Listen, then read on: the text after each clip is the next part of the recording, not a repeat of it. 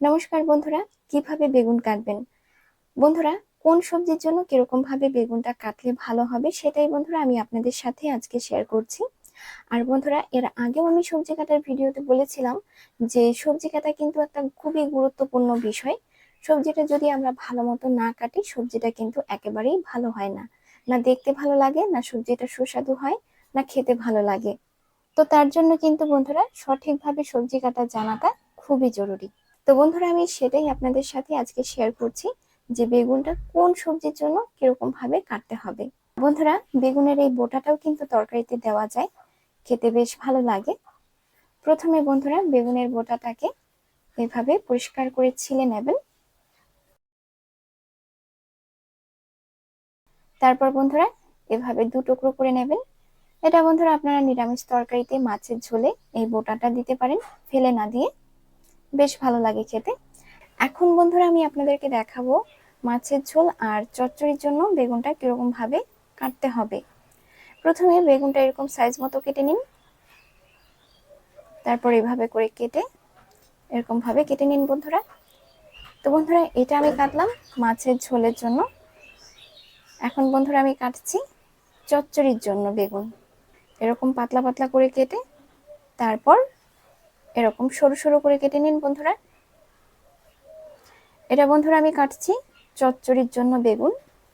এরকম ভাবে বন্ধুরা আপনারা তখনই বেগুন কাটবেন যখন আপনারা ছোট মাছের চচ্চড়ি, মাছের তেল বা এমনি নিরামিষ চচ্চড়ি রান্না করবেন, তখন বন্ধুরা বেগুনটাকে এরকম সরু সরু করে কাটবেন।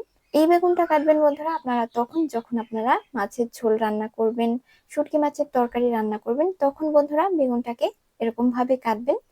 আর বন্ধুরা বেগুনের বোটাটা ফেলে না দিয়ে ছোট মাছের চচ্চড়ি, তারপর মাছের ঝোল, নিরামিষ তরকারিতে দিতে পারেন।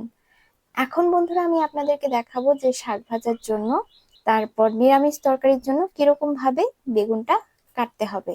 এই বেগুনটা কাটছি আমি বন্ধুরা শাক ভাজার জন্য। বেগুনটা এরকম ভাবে কেটে নিয়ে তারপর বন্ধুরা বেগুনটা ছোট ছোট টুকরো করে কেটে নিন। এরকম ভাবে বন্ধুরা তখনই আপনারা বেগুন কাটবেন যখন আপনারা মেথি শাক ভাজা করবেন, মটর শাক ভাজা করবেন, পালং শাক ভাজাতেও দিতে পারেন, তারপর নিম পাতা ভাজাতে দিতে পারেন। তারপর বন্ধুরা এরকম ছোট ছোট করে বেগুন কেটে বেগুনটাও ভাজা করতে পারেন, খেতে বেশ ভালো লাগে আর দেখতেও ভালো লাগে। তো বন্ধুরা, এই হয়ে গেল আমাদের 4 রকমের বেগুন কাটা। আর বন্ধুরা নিরামিষ তরকারি রান্না করার জন্য সব সময় বেগুনটা এরকম বড় করেই কাটবেন। আর আলু বেগুনের তরকারিও যখন রান্না করবেন তখনও বন্ধুরা বেগুনটাকে এরকম ভাবেই কাটবেন। এখন বন্ধুরা আমি আপনাদেরকে দেখাবো যে বেগুন ভাজার জন্য কিরকম ভাবে বেগুনটা কাটতে হবে। বেগুন ভাজার জন্য বেগুনটা কাটতে আমরা সকলেই জানি, তবুও বন্ধুরা আমি যেহেতু বেগুন কাটা দেখাচ্ছি তার জন্য বন্ধুরা আমি এটাও দেখিয়ে দিলাম। তো বন্ধুরা বেগুন ভাজার জন্য বেগুনটাকে এরকম ভাবেই কাটবেন।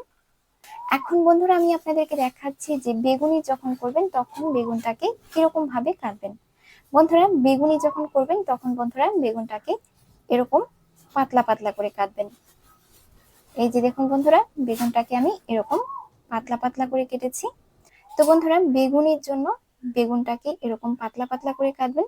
বেগুনটা লম্বা লম্বি ধরেও পাতলা পাতলা করে কাটতে পারেন, আমি গোলটাই দেখালাম। এখন বন্ধুরা আমি আপনাদেরকে শুরু থেকে আবারও বেগুন কাটাগুলো দেখিয়ে দিচ্ছি যে কোন কোন সবজির জন্য কিরকম ভাবে বেগুনটাকে কাটতে হবে। এরকম ভাবে বন্ধুরা তখনই আপনারা বেগুনটাকে কাটবেন যখন আপনারা ছোট মাছের চচ্চড়ি, মাছের তেল রান্না করবেন, তখন বন্ধুরা বেগুনটাকে এরকম ভাবে কাটবেন। আর এটা কাটবেন বন্ধুরা শাক ভাজা, নিম পাতা ভাজা বা এরকম ছোট ছোট করে বেগুন কেটে ভাজাও করতে পারেন, সেটাও ভালো লাগে। এটা বন্ধুরা বেগুনির জন্য, যখন বেগুনি করবেন তখন বন্ধুরা বেগুনটাকে এভাবে কাটবেন। আর এটা বন্ধুরা নিরামিষ তরকারির জন্য, আলু বেগুনের তরকারির জন্য বন্ধুরা বেগুনটাকে এভাবে কাটবেন। আর এটা বন্ধুরা হচ্ছে বড় মাছের ঝোল, শুটকি মাছের তরকারি, এভাবে নিরামিষ তরকারিতেও বেগুন কেটে দিতে পারেন, সেটাও ভালো লাগবে খেতে। আর এটা বন্ধুরা ফেলে না দিয়ে নিরামিষ তরকারি, মাছের ঝোলে এই বেগুনের বোটাটা এভাবে করে কেটে দিতে পারেন। এই যে দেখুন বন্ধুরা বেগুনের বোটাটা আমি এরকম ভাবে কেটেছি। আর এটা হচ্ছে বন্ধুরা বেগুন ভাজার জন্য, যখন বেগুন ভাজা করবেন তখন বন্ধুরা বেগুনটা এভাবে কাটবেন। বেগুন ভাজার বেগুন কাটাটা আমরা সকলেই জানি, তবুও আমি আপনাদেরকে দেখিয়ে দিলাম। তো এই হয়ে গেল বন্ধুরা আমাদের 7 রকমের বেগুন কাটা।